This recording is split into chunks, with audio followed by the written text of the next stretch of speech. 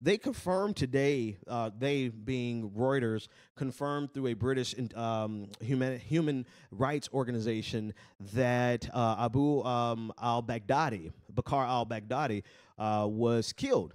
And he was killed in a Russian strike outside of the Syrian city of Raqqa. He was killed along with several other ISIS commanders. Now, this took place back in June, and we actually reported on it on the show back in June, and we reported on it because it was interesting that there was nothing. There was complete silence from the Pentagon. And the reason there was silence from the Pentagon is because, of course, they don't want to credit Russia with accomplishing something that the Pentagon has been trying to accomplish since the creation of ISIS, and that is the killing of Baghdadi. And so Baghdadi has been confirmed killed independently. The Pentagon and the White House still has not come out and said anything about it. But Donald Trump has not come out and said that they can independently verify it. So there's no independent confirmation from the Pentagon or from any of the agencies in Washington, D.C. But Donald Trump did tweet this morning after Reuters released it that that there was great news on ISIS. In fact, he said good news on ISIS. And cool, that's fine. There's nothing wrong with that, except for the fact that I have the strange feeling that Donald Trump got his information on the death of Baghdadi, not from his intelligence officials, not from a special note handed to him by a Secret Service agent, not from Jim Mattis, but from Twitter. And I talked about this a little bit this morning on the morning analysis for bonus for patrons. And if you want to become a patron, go to the BPD, go to patreon.com/the BPD show. I talked about it momentarily this morning because that's actually scary, right? We could joke about a lot of things about how we want Donald Trump to go to jail or whatever you want Donald Trump. You want him to fail on his agenda. But one particular area where unless we have a viable solution and a transition plan, one area that's very important for Donald Trump not to be an abject failure, and that's on foreign policy.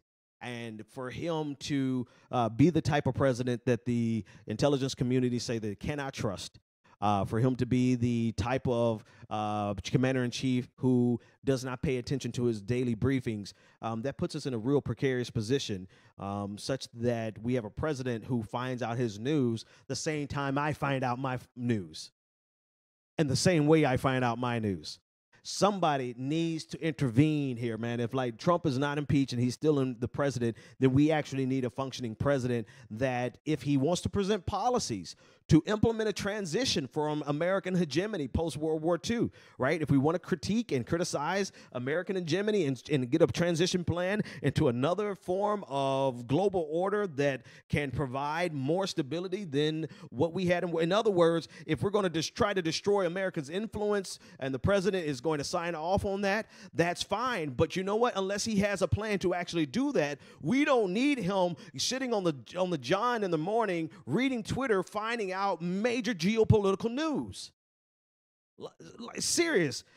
People really are in this weird place, leftists in particular, where we'll accept this feckless undermining of the post-World War II order, American hegemony, because we have very valid critiques of it.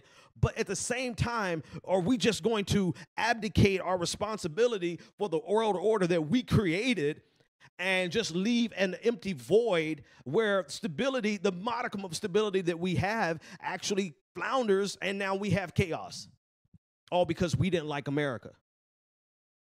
And I have to bring it up in this context because I'm constantly inundated by progressives, by leftists who are like, who cares? Who cares about the stability? Who cares about, because there's not stability everywhere.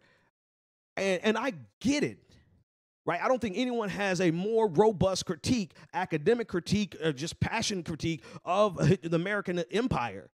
Right? I use hegemony to be coy, but it's American empire. Nobody has a better critique than me, but damn it, I do want us to discuss the implications of American hegemony, but I don't want us to discuss it in the context of Donald Trump destroying it because he wasn't fucking paying attention to the news.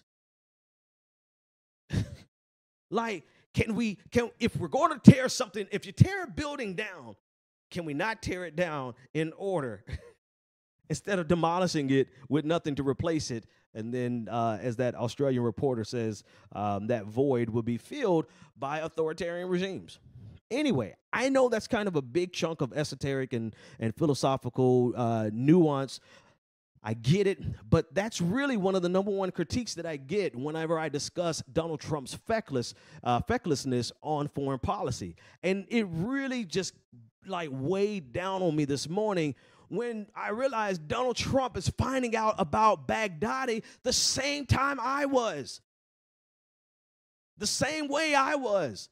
You roll over, you kiss your gal, and you get on Twitter. Not this morning because I'm out of town. I'm by myself, so I didn't roll over and kiss any girl. But you get the point. You get the point. He should not be getting his information the same way a podcaster does.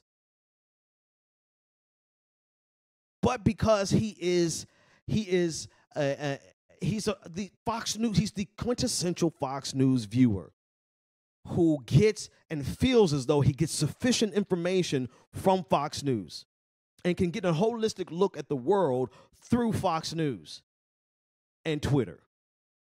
And he's attempting, and this is the sobering reality, man. We have a country that is being led by whatever is said on Fox News. Like Donald Trump's not even the president. Fox News is the president because that's where he gets his information, and that's the information from which he makes decisions. And if that's not disturbing enough, understand what Fox News represents. Understand what Breitbart represents. And the fact that all of these organizations represent white supremacy in its purest form. Represent the status quo, the patriarchy. It represents everything that progressives fight against. And so it should bother every single one of us that the president of the United States, instead of getting information from the infrastructure that, yes, we should critique, but in reality, it's here and we need to deal with it. Instead of getting information from these institutions, he's getting information from Twitter and Fox News.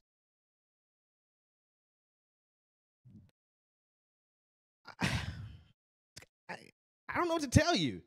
I don't know what to tell you other than the fact that is, and this is how you get legislation. This is how you get recommendations for these policies where now we don't focus on any form of white terrorism in America, right? Despite all of the evidence that shows you that white terrorism is a greater threat to anyone else in this country, to everyone in this country, greater than any brown terrorism or Islamic terrorism. Right? But we get policies from the Trump administration that sees that it only makes sense to them that he would no longer pay attention to white terrorism and put all of the energy of the Homeland Security into focusing and fighting only Islamic terrorism. That's how you get those policies. That's how you get the policies where they're trying to roll back LGBTQ rights and advances. You get policies where they're trying to roll back a woman's right to choose. That's how you get policies that's how you get justices like Stephen Gorsuch.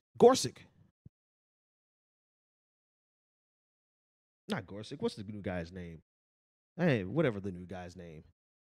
It might be Gorsuch. But he gets this, his entire worldview is shaped by Fox News, and he gets his information the same time you or me get it. We get it. And that's where we are, man. That's where we are. And that's our president. I'm more informed. I said it this morning. I'm going to say it again. Ben Dixon 2020. Who's my running mate? Because shit, I mean, my slogan is, why the hell not? Why the hell not? I'm smarter than your guy. Why the hell not?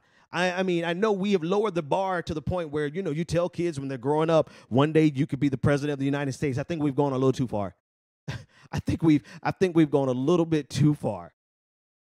I mean, we really have lowered to the bar to the point where we have a president who, I mean, I don't even have to describe him anymore. So shit, Ben Dixon 2020, I'm running with Kyle Kulinski, Secular Talk. Ben Dixon and Kyle Kulinski, Secular Talk 2020. Actually, I want an intersectional, I want an intersectional candidacy. So I need a woman or a trans woman or LGBT, someone from the LGBTQ community. Give me an intersectional ticket. Dixon and I don't know. I'm trying to think someone politically. Who knows? I don't know. We'll think about it. But hell, at this point, you run. Me and old Marilyn from the chat room, we're going to run 2020.